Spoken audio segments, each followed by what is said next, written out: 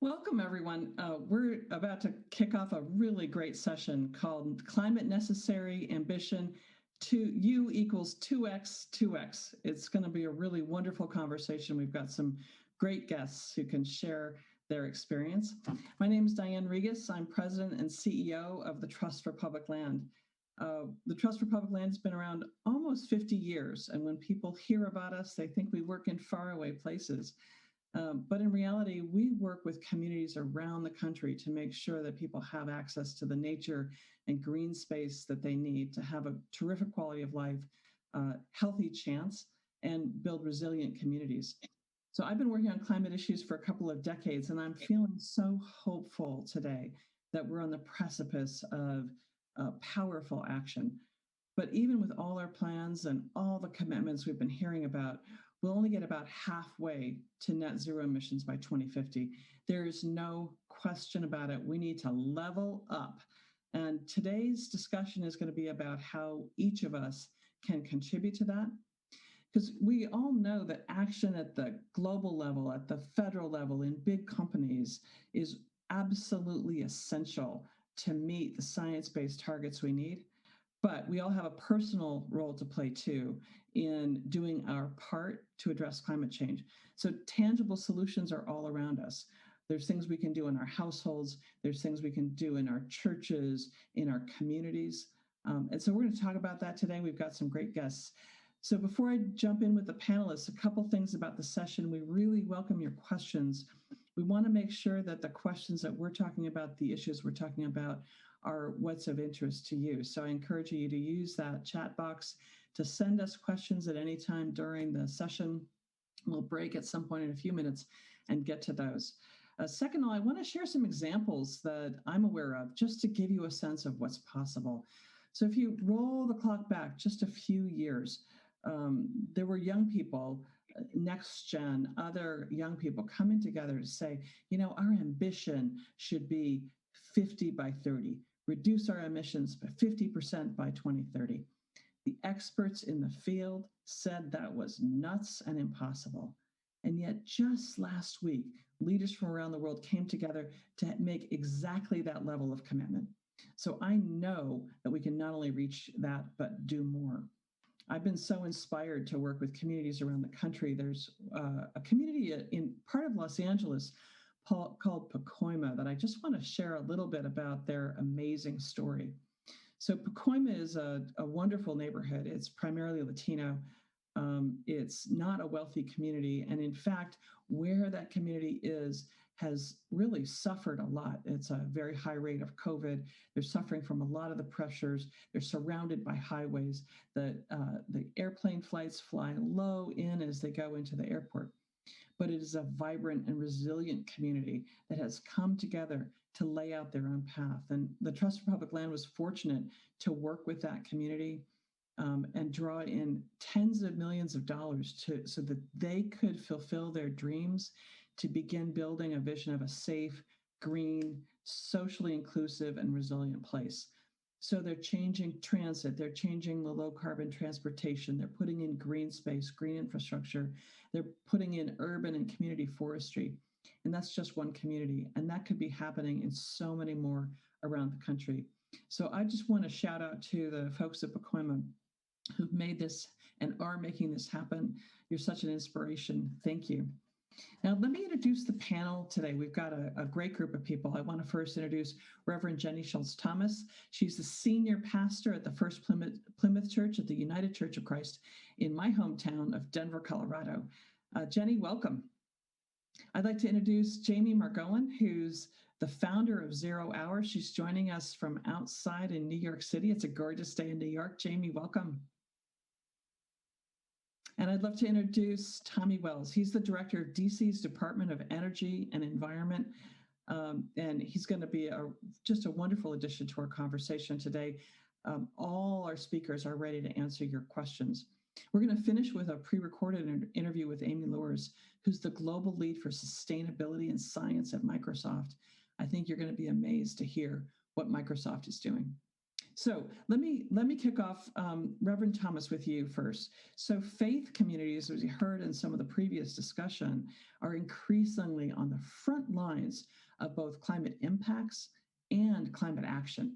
So could you talk with us a little bit about how your work intersects with climate change? What kinds of initiatives you see in the faith community? What gives you hope about our society's ability to combat climate change and restore environmental health? Thank you, Diane. First of all, it gives me great hope to be here. This conference, the ability to engage, to hear people who are pointing to hope as the way. So in the progressive mainline church, certainly in the United Church of Christ, we see care of the earth as foundational to our beliefs, rooted in the same call to love our neighbor, essentially. And we know there's so much work to do there. The kind of faith perspective that allows for a mutuality and an interconnectedness between humanity and the natural world.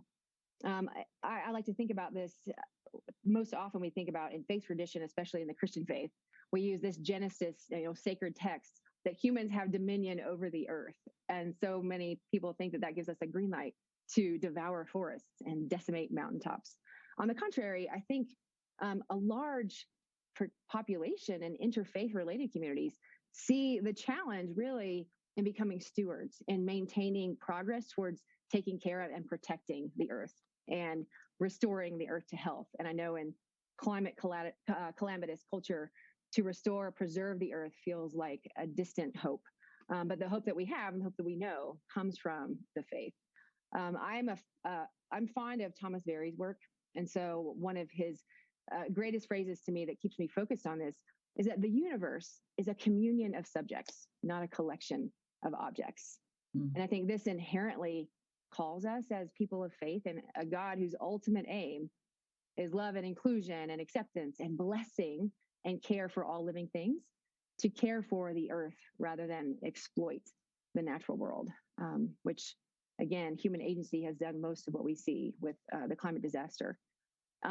Particularly, I see my role as a faith leader maybe threefold in this work or to this end. And first, which is like every pastor, through preaching.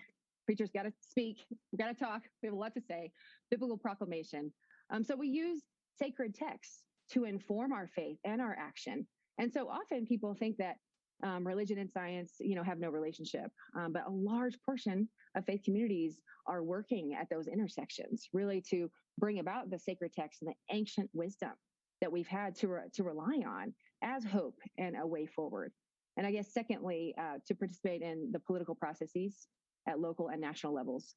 Right now in Colorado, and Diane, you probably are aware of these groups, the Sunrise Movement and Together Colorado, both are currently working on bills trying to focus in our own state on how we can work towards maybe not net zero yet, but similar initiatives that will get us halfway there.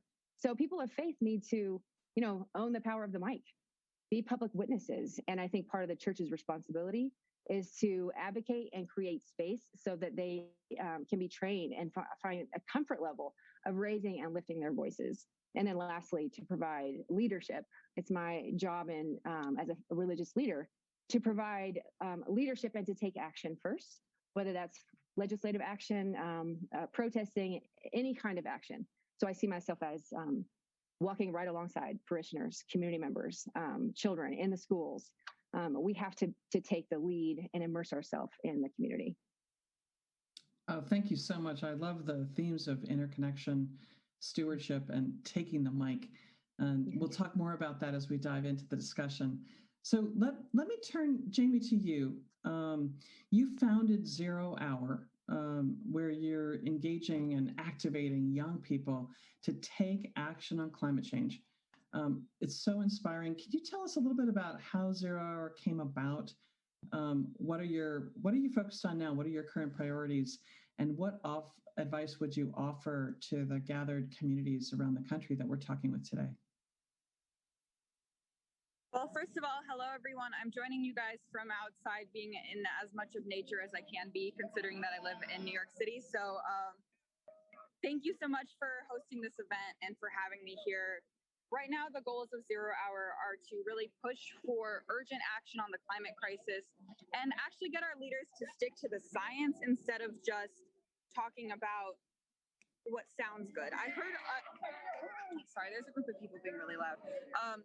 There's this myth that we need to get down to zero emissions by 2050. And actually the science says that we need to get down to zero emissions by 2030. So what the leaders proposed before was actually not enough. In Union Square Park here in New York City, there is this giant, massive countdown clock. It's called the Climate Countdown Clock. And right now it's at a little over 6 years. So we have a little over 6 years left to take action on the climate crisis before it's too late. And this isn't just, I mean, think about it. You know, we often think that we have decades. We have a little over 6 years. And that is not a number that I made up. That is the science. That is the science projected on a massive countdown clock overlooking Union Square Park. And that's what the IPCC says. That's what scientists say. And that's why it's really important. We're called Zero Hour because this is Zero Hour to act on climate change. We have no more time. And it's very frustrating when leaders keep saying things that sound good, things that just because they're politically feasible. For example, myself and my fellow youth activists and other organizers are getting very sick of the whole zero emissions by 2050 talk, because it's like by then it's going to be too late. That the science says we need to get down to zero emissions by 2030. The countdown clock says we have a little over, like barely a little over 6 years. And that's not 6 years to wait. That's not 6 years sitting there twiddling our thumbs, waiting and then taking action. I'm talking within the span of 6 years, completely transforming our society to one of renewable energy. Zero Hour and my fellow youth activists, we're also pushing for a Green New Deal. I'm a strong believer in a Green New Deal and that we need to address the climate crisis' intersectionalities, and we need to address how the climate crisis impacts different communities differently. The Green New Deal is a piece of national legislation that has received a lot of stigma. A lot of people are saying, oh, it's unrealistic. Oh, it's too expensive. But to that I say unrealistic and expensive as opposed to what? As opposed to, you think that letting life on Earth as we know it come to an end is cheap, is convenient? We need inconvenient actions to combat the inconvenient truth of the climate crisis. And we need climate action that actually addresses indigenous rights, workers' rights, economic justice, Medicare for all, transportation. And these are all things that are included in the Green New Deal. And that's what Zero Hour and myself and all of my fellow youth activists are really advocating for. I encourage everyone, my homework for everyone listening is to go, the Green New Deal was just reintroduced. I encourage you all to go online, look up Green New Deal PDF. Just look up the Green New Deal PDF, the reintroduced one, because the reintroduced one's even better than the 2019 one. Look up Green New Deal PDF and just read it. I'm a film student. I'm not like someone who loves policy and nitty gritty. And like, I'm not someone who has a lot of patience for like very in-depth jargon, political jargon, but the Green New Deal is actually a very inspiring document. I loved reading it. It's very short, it's very accessible, it's very readable, and it's very inspiring. And I encourage everyone to read it to combat the misinformation that keeps being spread about this legislation and climate action. And so really what the youth are pushing for is listen to the science, listen to the facts, zero emissions by 2030. That's not just our opinion, that's what the actual science says. I do not know why leaders are like harping on this by 2050 thing. That's literally too late. And a Green New Deal now. And that's really what we're fighting for. Jamie, thank you. And I really welcome your sense of urgency, and I appreciate how you're talking about intersectionality and the interconnectedness of these issues. And I love that you gave people something that they can do. You know, go look up the PDF, read the Green New Deal, bring yourself up to speed on the facts. So thank you for that. Tommy, I'm going to turn to you now and bring you into the conversation. So you're the director of the Department of Energy and Environment for the District of Columbia. Tell us your focus around climate change and how is DC working to enable businesses, communities, individuals to take action? What are the lessons learned that everybody can take back to their own city?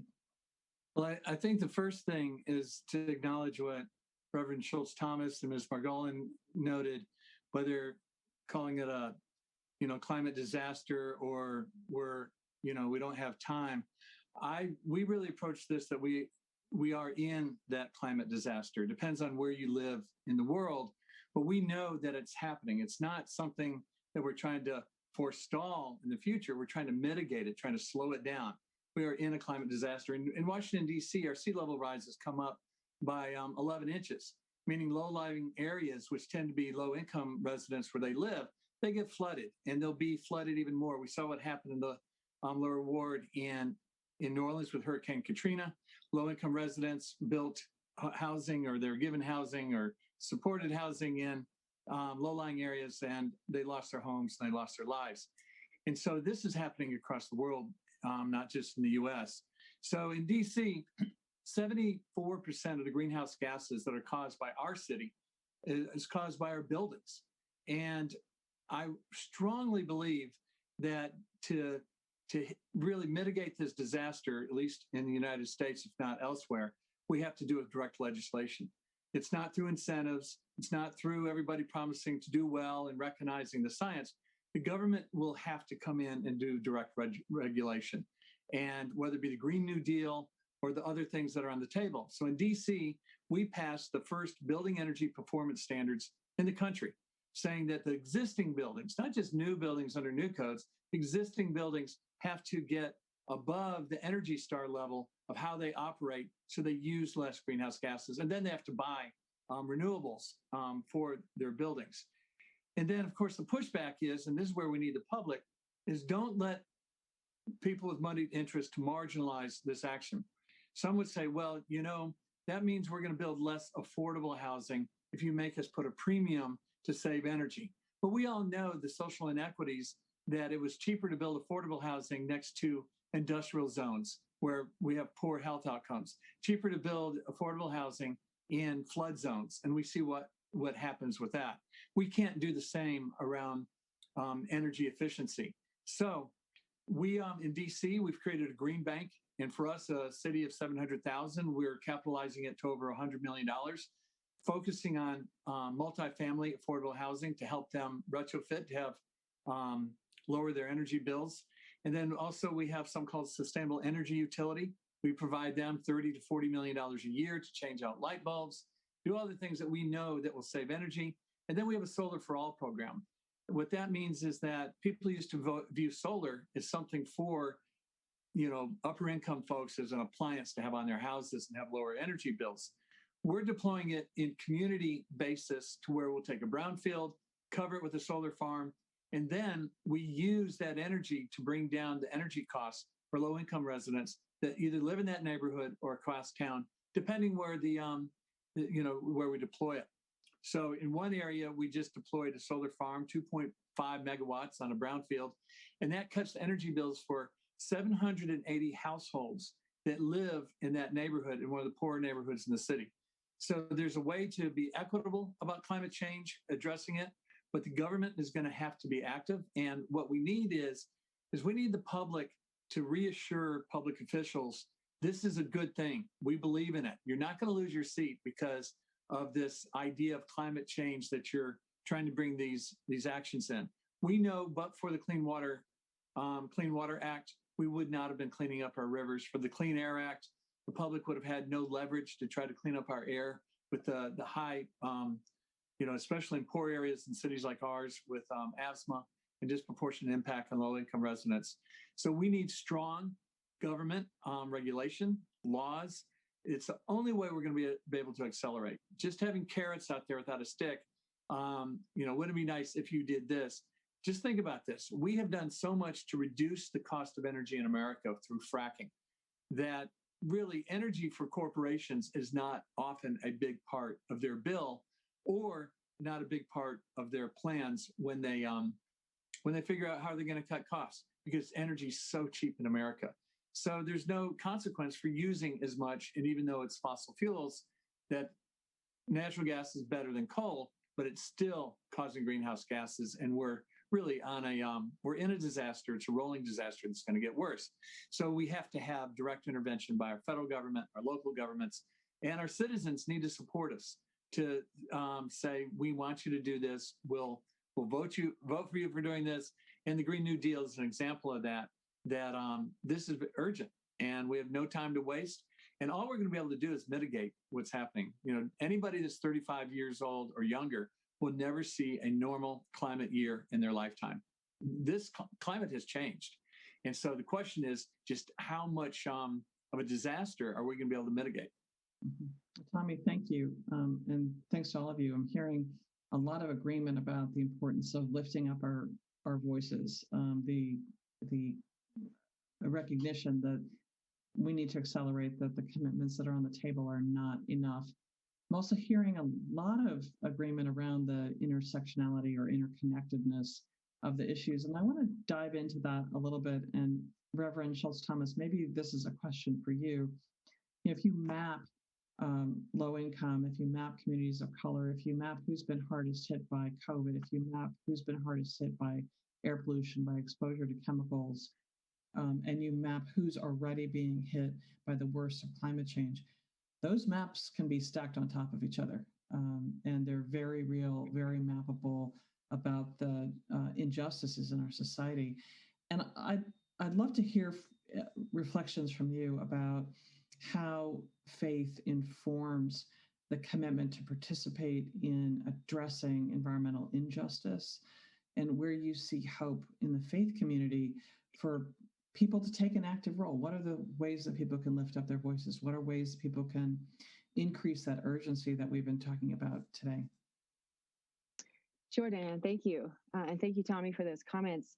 I think one thing to say as we think about faith and politics and the intersectionality of all the issues around injustice and working towards justice, we despair over this sort of over politicized goodness and health, right? They should not be political sort of disparities around health.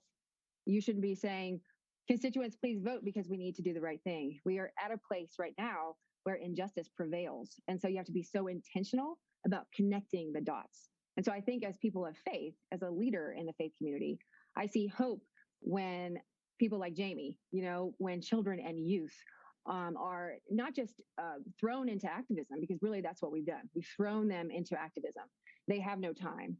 I have two young children, 8 and 5, and every opportunity to be outdoors, and we live in a beautiful state, Colorado, to be in the mountains, to be in the water, to be immersed within the natural world allows for a curation of that sort of respect and love and hopefully mutual relationship of belonging to grow. So as we look at disparity around people of color, we know that people of color are already always at a disadvantage.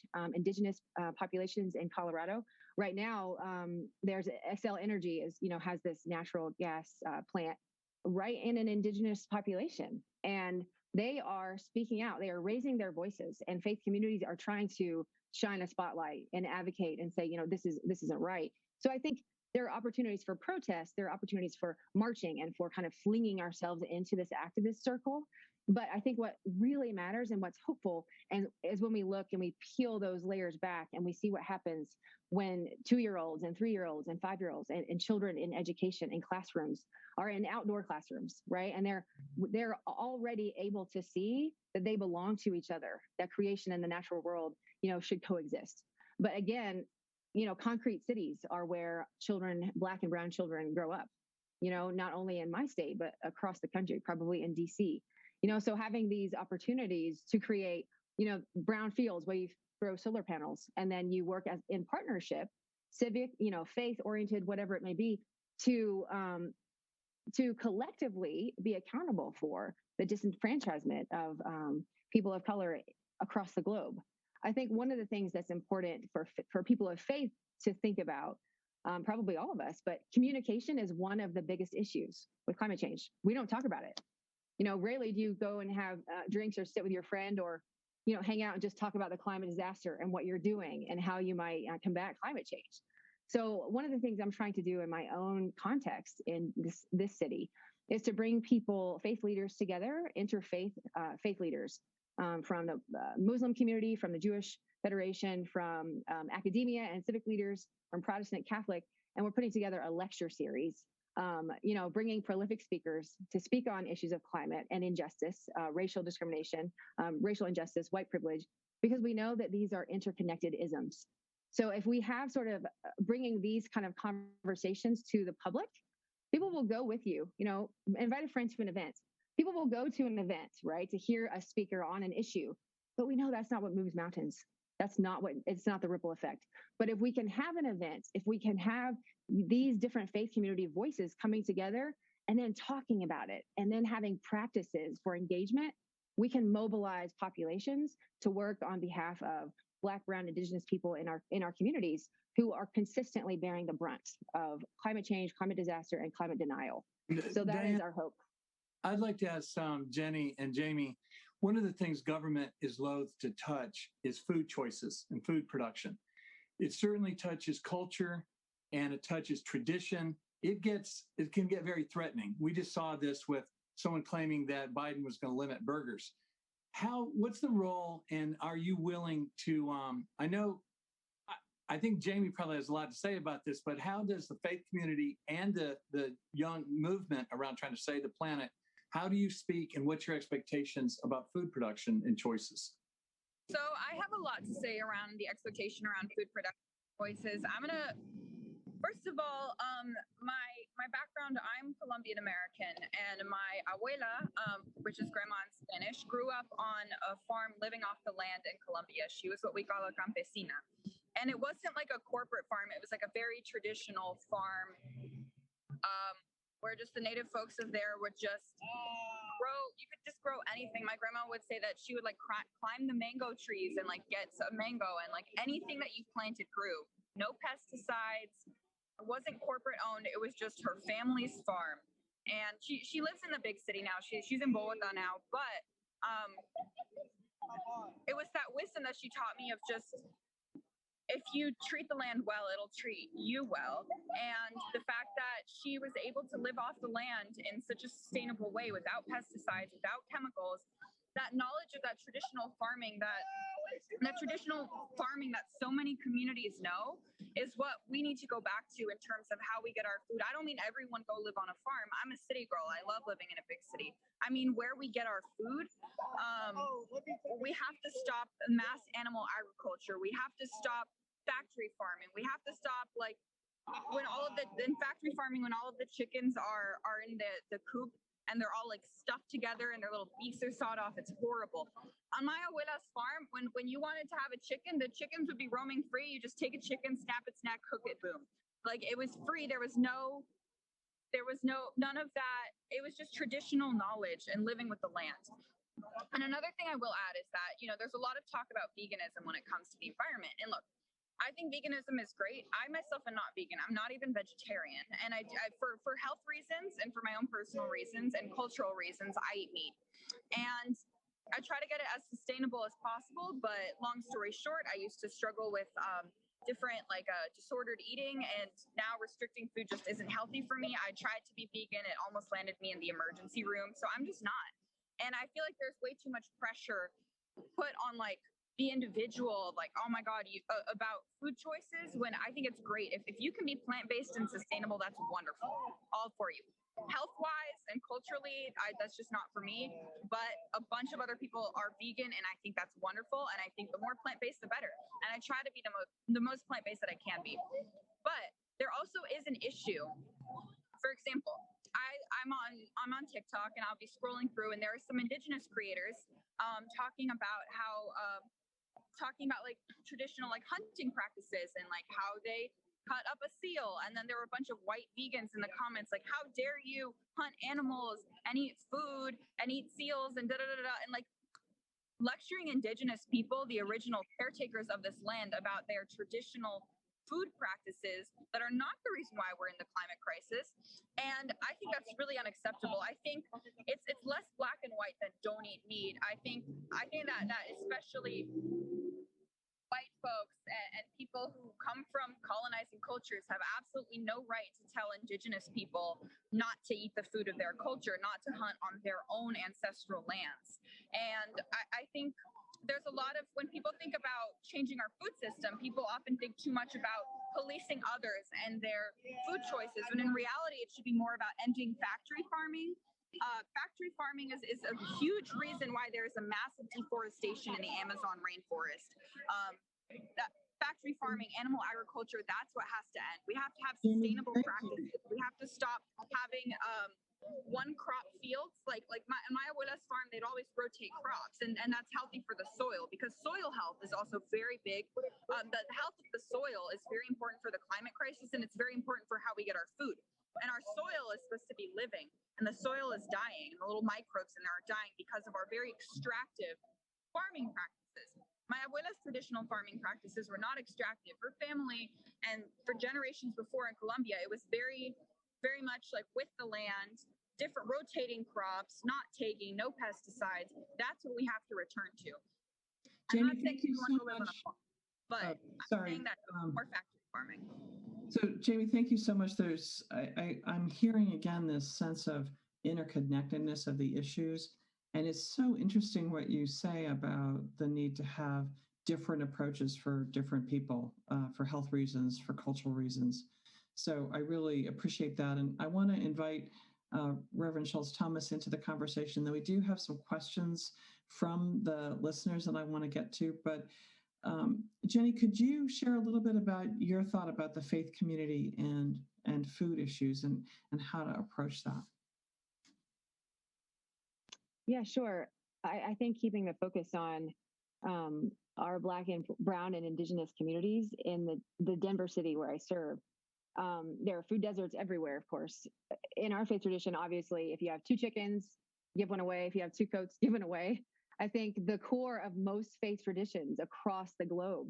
And it's also, I think, an inherent understanding of sacred worth and mutual belonging that we share with the earth, all living things and humans, is to curate a sense of mutual belonging, right? I think justice is kind of right in there. Martin Luther King Jr. said, we are not all free until, no one's free until all are free, right? If you're not eating, if you don't have access to clean, healthy food, I think it's got to be at the bare minimum, right? It's either a convenience store or it's local, organic, sustainable. And I think that's a conversation sometimes that has to be had.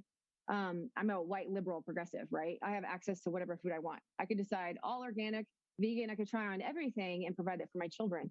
Most people in this country do not have the opportunity or the luxury to make those kinds of choices. So we who do, and Tommy said this earlier, it's about legislation and policy. Right? Methane gas, it's about policy, right? Certain people are growing beef. My grandparents also were farmers in Kentucky, generations back. We have land, tobacco farmers, cattle, all of it. People have different cultural practices, but those cultural practices that are appropriate for those particular cultures are minor when it comes to the wider food industry that Jamie was talking about. So people of faith really need to curate belonging and a sacred understanding of what's mine is also yours. And that sounds like a lofty goal, but it's not really. When you come together in local community and have conversation and make sure that you make choices for your own family or for your own community where you are intersecting in the heart of these issues with others who are being disenfranchised. And food brings people together, right, Diane? So it does. It absolutely brings people together. That's a wonderful way to put it. So we've got several questions teed up from the audience, and I want to make sure we get to as many of them as possible. So I'm going to do a thing where I ask each of you to just give a super short answer to some of the questions we're getting. So the first one I'm going to put in front of you is, what climate ambitions do you think resonate most effectively and motivate people to act? So I'm going to ask each of you to give like a 30-second answer to, so what do you think motivates people? What's one thing you want to flag? And I'll start. One of the things that I like to talk about is, what can you do in your own life? And even though we know political action is needed, if you can bring your own household to net zero emissions as soon, this year, this month, this week, and if that's in reach for you, find ways to do that. I think as people begin to dig into that, I think it helps motivate the broader action. So with that short answer, I'm going to turn Tommy to you. What is one short thing you think helps motivate people? Well, it's obvious, but it's true. It's post-disaster. If you're looking at New York City, you're looking post-Hurricane Sandy. If you look California, it's the fires they're in. That you have to, generally to mobilize a political body, you have to have experienced the disaster. Great, thank you. Jamie. I think what motivates people to take climate, that's the question. Is it what motivates people to take climate action? Yeah, what's one thing? People to take climate action is personal stories. A lot of times when people hear about the actual impacts that people and communities have faced of the climate crisis, that really gets them. Humans are storytelling creatures. We grew up telling, we evolved telling stories around fires. Like, storytelling is who we are. And so when someone tells a story about this happened to me, this family member died of cancer because of pollution, this like actual impact of how individuals are impacted by the climate crisis, that's what moves people. I found that like showing someone a chart of like scientific data, it's not going to move someone who already isn't moved by data, and the people who are moved by data are already on our side. And so I think what really moves people is effective storytelling. Stories. Great. So Tommy, disasters. Jamie, stories. Diane, figuring out how to do it at home. Jenny, what would you add? I think I would add collective action, organizing. I see, gatherings together. You may not want to go witness, with the legislative body in the General Assembly, but you might be called to a protest and see thousands of other people and decide, wow, this really is something. And then your hope is, revitalized. So collective action is what I see. That's wonderful.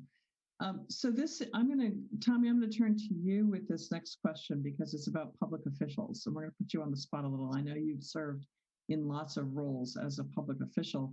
So how can people reassure public officials that working on green measures is the right direction in a divided city and people facing recalls? There's so much political pressure on the other side.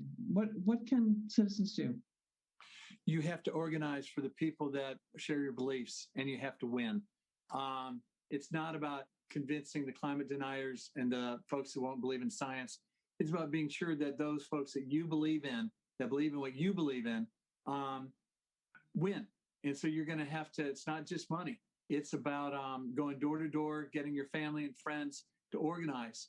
And it's about mobilization and getting people elected. And we're seeing that happen across the country. Whether they're mobilized around the Green New Deal or they're mobilized on wanting change, we're seeing, it's not just party anymore. It's, are you progressive or are you anti-progressive? And so what you have to do is you have to organize and give them the reassurance that they got a shot and that you're there for them. Great, thank you.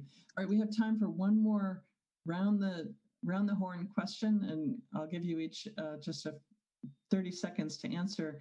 So I'm going to collapse a couple of questions that we've gotten. There's a lot of interest in our audience about how we can both leverage existing momentum and include and still improve our inclusive processes along the way. One of the listeners talks about the Red, Black, and Green New Deal is launching next week, and it's not intended to denounce or undermine the Green New Deal. It does elevate the need to center on a just transition. So how do you keep moving forward with the things that need to move forward while also improving inclusive process on the way? Maybe one story from your experience, and I'll turn Reverend Shultz-Thomas to you first.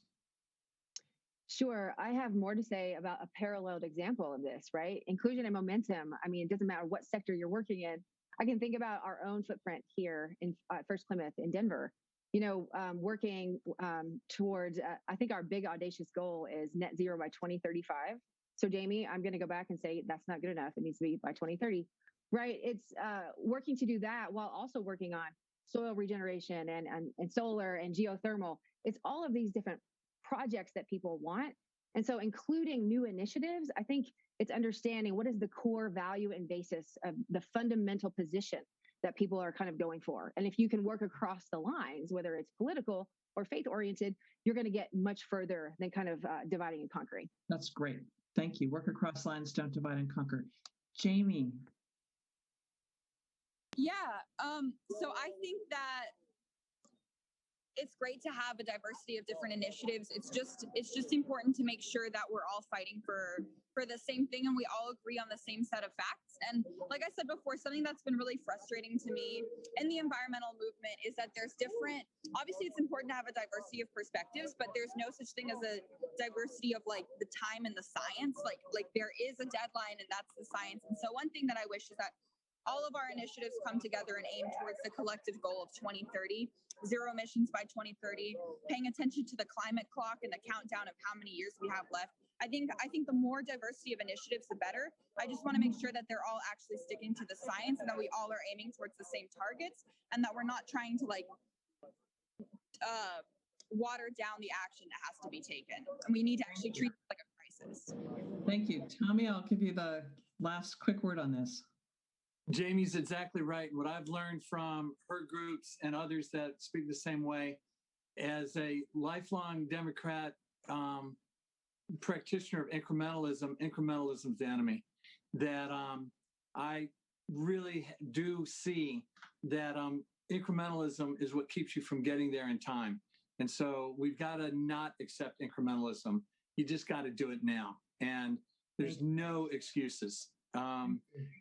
Jamie's exactly right. So really appreciate that. And this has been a great conversation. Thank you all for your insights on urgency, on interconnectedness, on working together, on raising our voices. It's really been great. And I hope everyone who's tuned in is walking away feeling inspired and energized.